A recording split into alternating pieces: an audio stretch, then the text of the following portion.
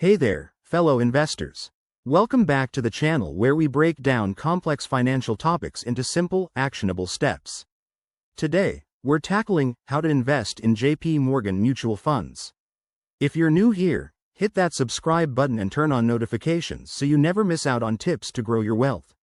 Let's dive right in. First off, what exactly are JP Morgan mutual funds?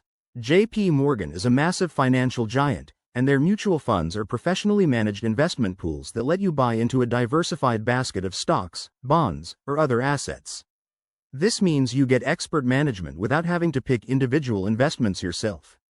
Why choose JP Morgan? They're known for their strong track record, low fees on some funds, and a wide range of options for different risk levels, from conservative bond funds to aggressive growth stocks. Now, let's get to the how. Step 1. Educate yourself. Research JP Morgan's funds on their official website or through financial apps like Vanguard or Fidelity. Look at the fund's performance history, expense ratios, and what's inside the portfolio. Step 2. Open a brokerage account.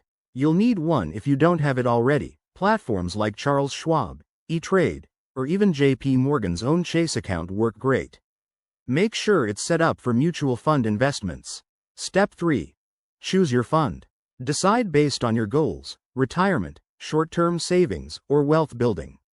For beginners, consider something like the JP Morgan Equity Index Fund for broad market exposure. Step 4. Fund your account. Link your bank account and transfer money in. Most platforms have minimum investment requirements, often around $1,000 to $3,000. Step 5. Make the investment. Once everything's ready, buy the shares through your brokerage. Set up automatic contributions if you want to invest consistently. Of course, no investment is without risks. Mutual funds can fluctuate with the market, and you might face fees or taxes. Always consider your personal financial situation and consult a financial advisor.